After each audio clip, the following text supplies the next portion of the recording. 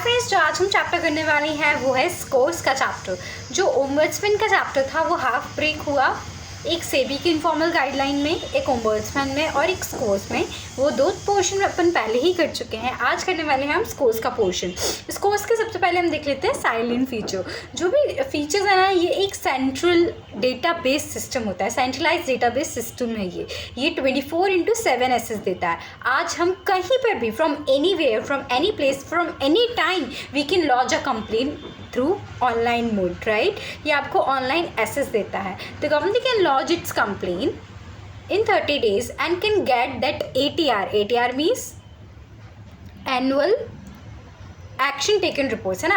action taken reports ले सकती हैं। the company can view any time or anyone can view their action taken report online from anywhere, ठीक है। action taken report हम देख भी सकते हैं।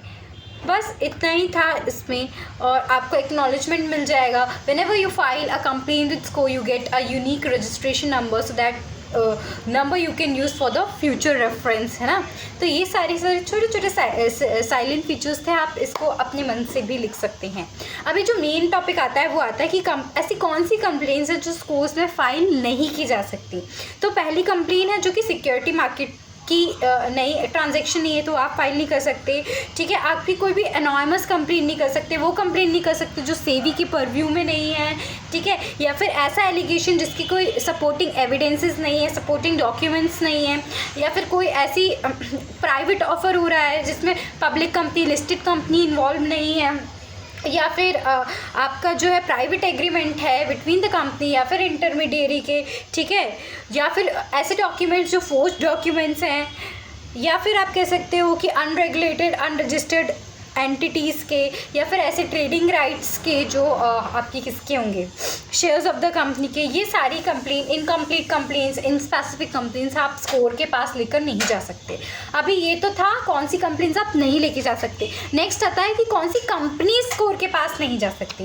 तो ऐसी कंपनी जो कि लिस्टेड नहीं है, मतलब अनलिस्टेड कंपनी, डीलिस्टेड कंपनी या डेस्टिनेशन बोर्ड पे आ गई है जो कंपनी, वो नहीं जा सकती। कोई भी सिक कंपनी नहीं जा सकती जिसका मोरेटोरियम पीरियड स्टार्ट हो गया है, जो कि रजिस्ट्रार ऑफ कंपनी से हटा दी गई है ना। ऐसी कंपनी जिनका नेम स्टक ऑफ हो गया है रजिस्ट्रार से। वैनिशिंग कंपनी नहीं जा सकती, सस्पेंडेड कंपनी नहीं जा सकती as per ministry of corporate affairs. और जैसे आरबीआई हो गया आपका, IRDAI हो गया, PFRDA मतलब प्रोविडेंट फंड रेगुलेटरी डिपार्टमेंट हो गया आपका, मिनिस्ट्री ऑफ कॉर्पोरेट अफेयर हो गया, CCI कंपटीशन कमीशन हो गया। ये सब जो होते हैं वो आप स्कोर्स के पास, ये रेगुलेटरी बॉडीज़ या ये कंपनीज नहीं जा सकती हैं कंप्लेन करने। नेक्स्ट होता है आप कब तक लॉन्च कर सकते हो अपनी कंप्लेन। तो पहले ये 3 ईयर होता था फ्रॉम एक्शन, जब से एक्शन हुआ है, लेकिन अब ये अमेंड होके 1 ईयर हो गया है। तो 1 year from cause of action, cause of action के 1 साल में आप जा सकते हो। कब? जब लिस्टेड कंपनी को प्रॉपर रिप्लाई नहीं मिला हो, या अनसेटिस्फैक्ट्री रिप्लाई मिला हो, या फिर रिजेक्ट कर दिया गया हो। तो वो 3 साल में, मतलब 1 साल में आप कोर्ट में जा सकती है, जो कि प्रीवियस 3 था। अभी आप लॉन्च कैसे करते हो कंप्लेन? आपको सबसे पहले स्कोर्स के पोर्टल पे जाना है। फिर स्कोर्स के पोर्टल में आपको डालना पड़ेगा, URL डालना है, ठीक है। scores.gov.in में जाना है, वहाँ पे आपको कंप्लेन सेक्शन में जाना है, इन्वेस्टर कॉर्नर में जाना है। इन्वेस्टर को वहाँ पे अपनी पूरी पर्सनल डिटेल्स भरनी पड़ेगी, नेम, एड्रेस, ठीक है, स्टेट, करस्पॉन्डेंस, ये सारा चीज़, ईमेल, ये सब भरने के बाद जब आप आगे प्रोसीड करेंगे तो वहाँ आपको कंप्लेन सेक्शन का बॉक्स मिलेगा जिसमें आपको 1000 कैरेक्टर में अपनी कंप्लेन लिखनी है। कंप्लेन को फिर सबमिट करने पर आपको एक URN मतलब यूनिक रजिस्ट्रेशन नंबर मिलेगा, जो कि आपकी ईमेल पे आएगा, जो कि आपने रजिस्ट्रेशन के टाइम पे डाली थी। और यहाँ पे आपको सपोर्टिंग डॉक्यूमेंट भी दे देना है। वो डॉक्यूमेंट 1 MB से ज़्यादा बड़ा नहीं हो सकता है, ठीक है। और जैसे ही आप ये सबमिट करते हैं आपको URN मिल जाएगा और आपकी कंप्लेन रजिस्टर हो जाएगी।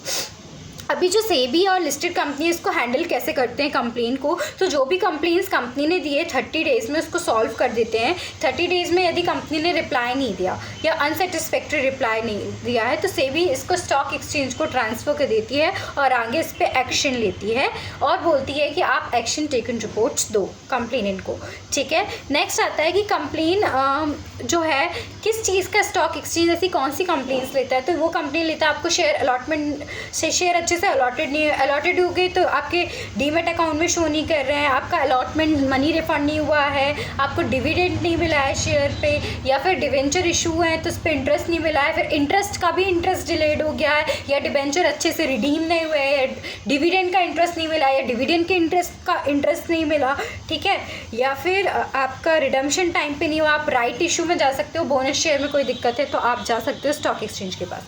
कैसे जा सकते हो? या तो देखो कंपनी डायरेक्टली जाएगी, तो यदि कंपनी ने प्रीवियसली कंपनी से कंप्लेन नहीं की तो सेबी उसको कंपनी को भेजता है 30 डेज़ में, फिर देखते हैं रिप्लाई दिया नहीं दिया, दिया तो सॉर्ट आउट हो गई, नहीं दिया तो फिर स्टॉक एक्सचेंज को जाएगी, स्टॉक एक्सचेंज उस पर कहेगा आप 30 दिन में एक्शन टेकन रिपोर्ट दो, वो नहीं देते तो एडिशनल 30 दिन देते हैं, यदि वो भी नहीं दिया तो फिर स्टॉक एक्सचेंज कंपनी के लिए एक एक्शन ले सकता है। क्या एक्शन लेगा? 1000 पर डे से पेनल्टी लग सकती है यदि आपने नहीं दिया। टाइमलाइन क्या है कंपनीज की? देखो फर्स्ट 30 डेज़ में जो होता है वो आपको एक्शन टेकन रिपोर्ट देने को, रिप्लाई देने को कहेगा, नहीं दिया आपको एक्शन टेकन रिपोर्ट देने को कहेगा प्लस 30 एडिशनल डे। आपने वो भी नहीं किया तो 61th डे से, मतलब 30 हो गए, उसके 61th डे से आप पे 1000 रुपीज़ फाइन लगेगा। आपने वो भी नहीं किया तो 61th प्लस 10 मतलब 76th डे से प्रमोटर को नोटिस जाएगा। आपने वो भी नहीं किया 15 डेज़ के बाद तो 10 दिन के बाद आपकी मतलब 86th डे जो प्रमोटर की जितनी भी प्रॉपर्टीज़ हैं उसको फ्रीज़ कर दिया जाएगा। कब हम मानेंगे कि हमारी सारी रिपोर्ट डिस्पोज ऑफ हो गई है? जब एक्शन टेकन रिपोर्ट मिल गई है और वो परफेक्ट है, जब कंप्लेनेंट से ही मांगे गए थे इन्फॉर्मेशन, कंप्लेनेंट ने ही इन्फॉर्मेशन नहीं दिया, जब कोई कोर्ट केस इनिशिएटेड मतलब चालू हो चुका है। नेक्स्ट आ जाता है कि आर्बिट्रेशन में कब जा सकते हैं? जब मेंबर्स या फिर डिस्प्यूट क्लाइंट के बीच में चल रहे हैं तो वो आर्बिट्रेशन और लिमिटेशन एक्ट की तहत से चलेगा। नेक्स्ट रिसेंट डेवलपमेंट हुआ है आपका जो भी वर्क है iOS में भी आ गया, आपका मोबाइल ऐप व्यू और एंड्रॉयड में भी आ गया है। That's it with the chapter. मिलते हैं अपनी नेक्स्ट वीडियो में, तब तक के लिए बाय बाय।